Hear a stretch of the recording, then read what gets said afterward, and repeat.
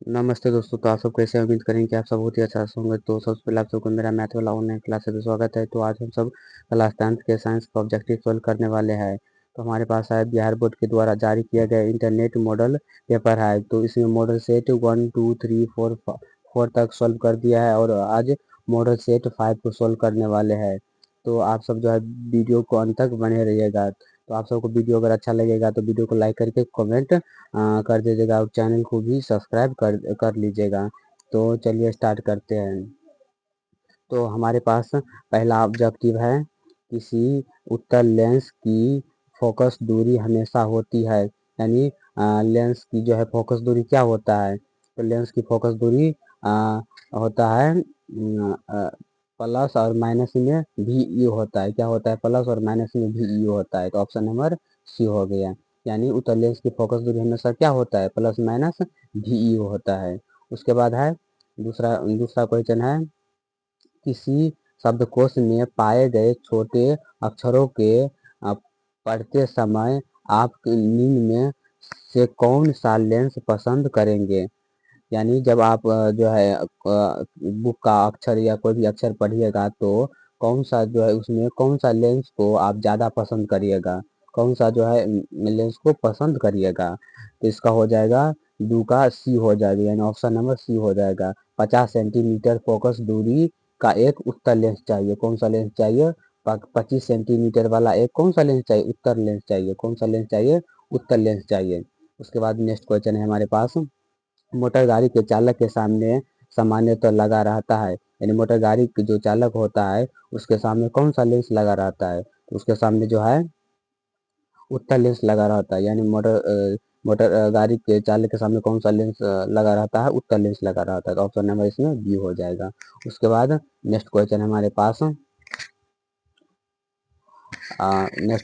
पास एक व्यक्ति समतल दर्पण की और 4 मीटर प्रति सेकंड की चाल से आ रहा है। तो व्यक्ति को समतल दर्पण में बना अपना प्रतिबिंब किस चाल से आता हुआ प्रतीत होगा?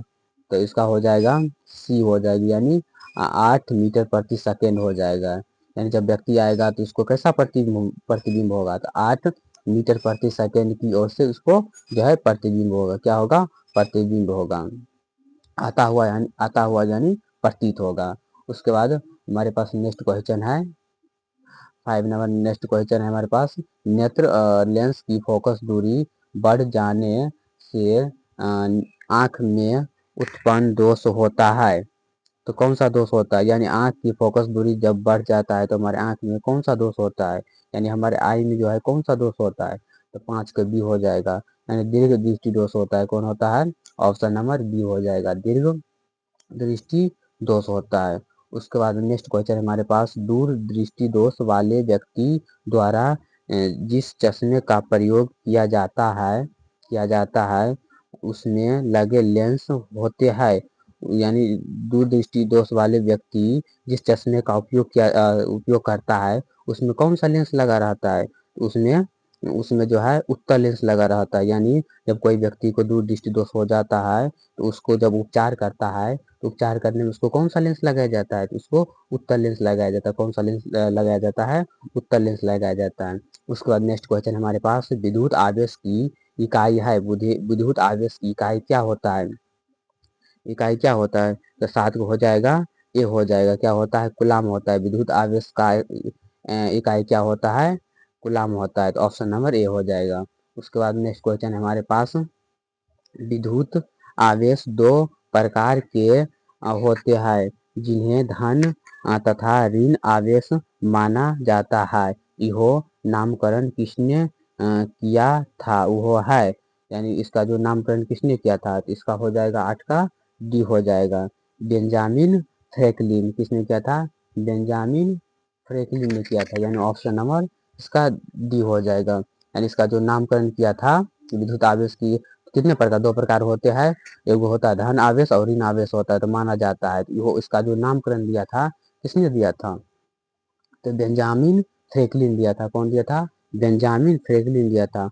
उसके बाद नेक्स्ट क्वेश्चन हमारे पास, एक पदार्थ को 1 कूलाम धन आवेश में आवेशित किया गया है इस आवेशन में पदार्थ में जो इलेक्ट्रॉन निकल गए हैं उनकी संख्या है, यानी उनकी संख्या कितना होता है, यानी जब पदार्थ एक कूलम धन आवेश में क्या होता है, अवशेषित होता है, तो अवशेषित किया जाता है, तो इस आवेश धन में पदार्थ में जो इलेक्ट्रॉन निकलता है, यानी उस पदार्थ से जो इलेक्ट्रॉन निकलता है उसकी संख्या कितना होता है, उसकी संख्या कितना होता है, तो इसका हो जाएगा ऑप्शन नंबर ए हो जाएगा, यानी इसका होता है 6.25 गुने 10 पावर 18 होता है, कितना होता है 6.25 गुने 6.25 गुने 10 पावर 18 होता है। उसके बाद नेक्स्ट क्वेश्चन है हमारे पास, उसके बाद है किसी विद्युत बल्ब पर 220 वोल्ट तथा 100 वाट अंकित है, कितना वोल्ट है 220 वोल्ट है और 100 वाट है अंकित है, तो जब इसे 110 वोल्ट पर प्रचालित करते हैं तब इसके द्वारा उपयुक्त शक्ति कितनी होती है, कितनी होती है, तो इसका हो जाएगा 100 वाट होता है, कितना होता है 100 वाट होता है, इसका ऑप्शन नंबर ए हो जाएगा। उसके बाद है नेक्स्ट क्वेश्चन, विद्युत चुम्बकीय प्रेरणा की परिघटना किस पे आधारित है, यानी विद्युत चुम्बकीय प्रेरणा की जो परिघटना होता है वो किस पे आधारित होता है, तो इसका हो जाएगा 11 का सी हो जाएगा, कुंडली तथा चुंबक के बीच अपेक्षित गति के कारण कुंडली में प्रेरित विद्युत धारा उत्पन्न होता है, यानी कुंडली तथा चुंबक के बीच क्या होता है, अपेक्षित गति होता है, यानी एक प्रकार क्या होता है, गति होता है जिसके कारण कुंडली प्रेरित विद्युत धारा का उत्पन्न करता है, जिसके कारण विद्युत धारा उत्पन्न होता है, क्या होता है उत्पन्न होता है, तो इसका हो जाएगा ऑप्शन नंबर सी हो जाएगा। उसके बाद नेक्स्ट क्वेश्चन हमारे पास, विद्युत जनित्र का सिद्धांत आधारित है, विद्युत जनित्र का सिद्धांत किस पे आधारित है, विद्युत जनित्र का सिद्धांत किस पे आधारित है, तो इसका हो जाएगा सी हो जाएगा, क्या हो जाएगा सी हो जाएगा, विद्युत चुम्बकीय प्रेरणा पर आधारित है, विद्युत जनित्र का सिद्धांत किस पे आधारित है, तो विद्युत चुम्बकीय प्रेरणा पर आधारित, यानी ऑप्शन नंबर सी हो जाएगा। उसके बाद अगला क्वेश्चन है, लघु पथन के समय परिपथ में विद्युत धारा का मान क्या होता है, लघु पतन के समय परिपथ में विद्युत धारा का मान क्या होता है, तो इसका हो जाएगा ऑप्शन नंबर सी हो जाएगा, यानी बहुत अधिक बढ़ जाता है, जब लघु पतन के समय परिपथ में विद्युत धारा का मान क्या होता है, बहुत अधिक बढ़ जाता है। उसके बाद नेक्स्ट क्वेश्चन हमारे पास, प्रतिक्रिया PbO प्लस सी बराबर Pb प्लस CO, तो इसमें जो है इसका जो है समीकरण जो बनता है इसमें क्या होता है, तो इसमें इसका हो जाएगा 14 का तो 14 हो जाएगा सी हो जाएगा, क्या हो जाएगा सी हो जाएगा, 14 का सी हो जाएगा। उसके बाद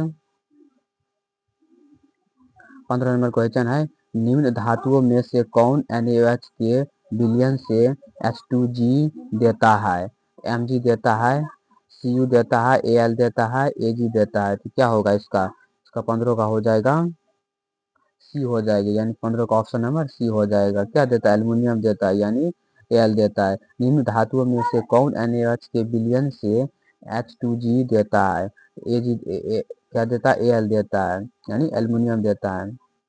उसके बाद नेक्स्ट क्वेश्चन हमारे पास, यदि 16 नंबर क्वेश्चन, यदि विलयन का pH मान 13 है तो इसका अर्थ है कि यह है क्षीण अम्लीय है, क्षीण भास्मिक है, परवल अम्ल है और परवल भास्मिक है, इसका हो जाएगा परवल अम्लीय होता है, क्या होता है, यानी कोई भी विलयन का जब pH मान 13 होता है तो वो कौन सा अम्ल होता है, परवल अम्ल होता है, क्या होता है परवल अम्लीय होता है, यानी जिस विलयन का pH मान 13 होता है वो अम्ल जो है परवल अम्ल होता है। उसके बाद साधारण ताप पर फास्फोरस का अणुसूत्र होता है, साधारण ताप पर फास्फोरस का अणुसूत्र क्या होता है, तो साधारण ताप पर फास्फोरस का अणुसूत्र होता है P4 होता है, क्या होता है P4 होता है।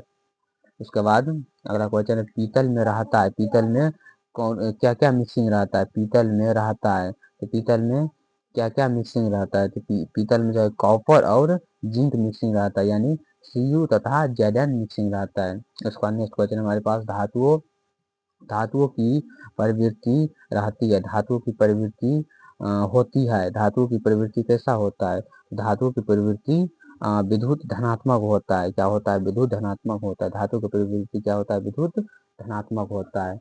उसके बाद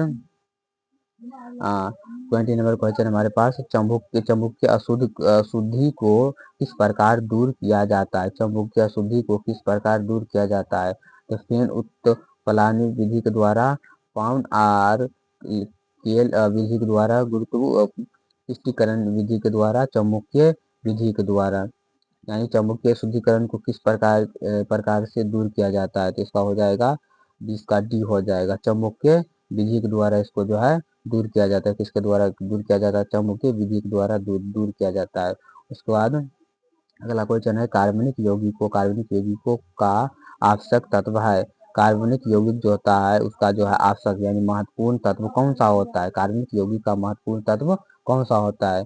कार्बन होता है, सल्फर होता है, यानी पी मतलब फास्फोरस हो गया। उसके बाद एच यानी हाइड्रोजन हो गया। तो इसका क्या होगा कि इसका होगा ए होगा। क्या होगा? ए होगा यानी कार्बन होगा, यानी ऑप्शन नंबर इसका ये हो गया। उसके बाद अक्रिय तत्व कौन सा है, यानी इसमें कौन सा तत्व जो है अक्रिय होता है?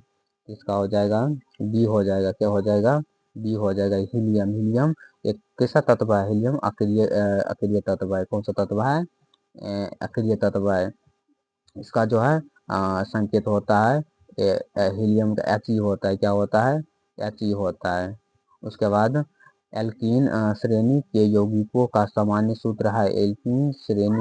एल्कीन का जो सूत्र होता है क्या होता है? एल्कीन श्रेणी के यौगिकों का सामान्य सूत्र होता है, यानी एल्कीन का सूत्र क्या होता है? एल्कीन के इसमें सूत्र हो जाएगा CnH2n+2 हो जाएगा। क्या होगा?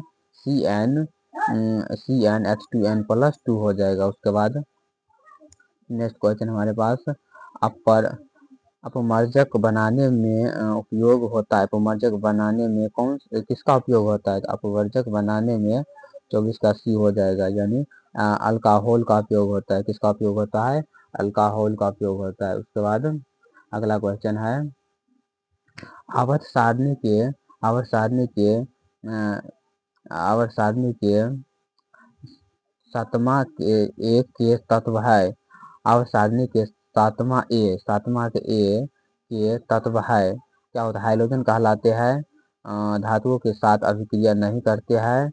तो इसका हो जाएगा 24 का 25 का जो है ए हो जाएगा, हाइड्रोजन। क्या होगा? हाइड्रोजन कहलाते हैं। यानी आवर्त सारणी के सातवां ए के तत्व क्या कहलाता है? हाइड्रोजन कहलाता है। हालांकि ये रोमन में लिखा है, इसका मतलब 7 होता है, यानी 7 के ए का जो तत्व होता है क्या कहलाता है? हाइड्रोजन कहलाता है। क्या कहलाता है? हाइड्रोजन कहलाता है। उसके बाद नेक्स्ट क्वेश्चन हमारे पास, आवर्त आवर्त सारणी में बाएं से दाएं जाने पर प्रकृतियों के बारे में कौन सा कथन सत्य है? इसका हो जाएगा सी हो जाएगा, परमाणु आसानी से इलेक्ट्रॉन का त्याग करते हैं। परमाणु जो होता है वो आसानी से किसका त्याग करता है? इलेक्ट्रॉन का त्याग करता है। क्या करता है? इलेक्ट्रॉन का त्याग कर देता है। उसके बाद हमारे पास नेक्स्ट क्वेश्चन है, उसके बाद 27 नंबर क्वेश्चन, प्रकाश संश्लेषण की क्रिया में उत्पन्न होता है।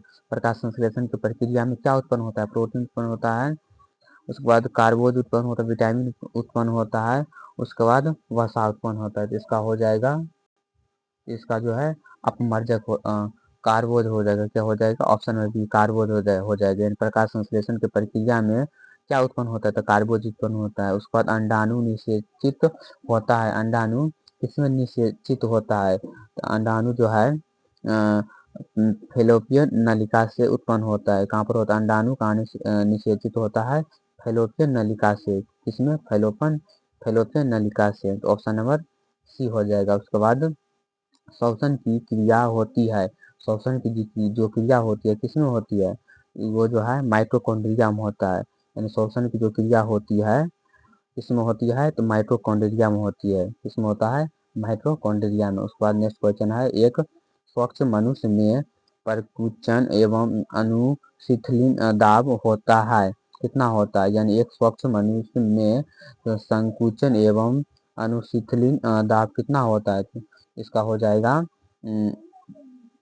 120 बाय 80 होगा, कितना होगा 120/80 होगा, यानी ऑप्शन नंबर ए हो गया। उसके बाद पत्तियों का मुरझाना किस पादप हार्मोन के कारण होता है, यानी पत्ती जब मुरझा यानी पत्ता जब पेड़ से मुरझा जाता है तो वो किस पादप का हार्मोन के कारण जो है संभव हो पाता है, किसके कारण जो है वो संभव हो पाता है। इसका हो जाएगा एसिडिक अम्ल के कारण, किसके कारण एसिडिक एसी बेसिक अम्ल के कारण हो जाएगा, यानी ऑप्शन नंबर सी हो जाएगा। उसके बाद अगला क्वेश्चन है, कौन सा पादप नियंत्रण फल बेचने बेचने वालों द्वारा उपयोग किया जाता है, यानी कौन सा इसमें पादप नियंत्रण है जो फल बेचने वालों के द्वारा जो है उपयोग किया जाता है। एसिडिक अम्ल, बीजो जिबरेलिन अम्ल, इथाइलिन अम्ल, और उसके बाद ऑक्सीजन